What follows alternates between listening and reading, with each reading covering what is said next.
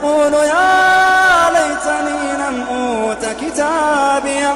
فيقول يا ليتني لم أوت كتابيه ولم أدر ما حسابيه يا ليتها كانت القاضية يا ليتها كانت القاضية يا ليتها كانت القاضية ما أغنى عني ماليه هلك عني سلطانيه خذوه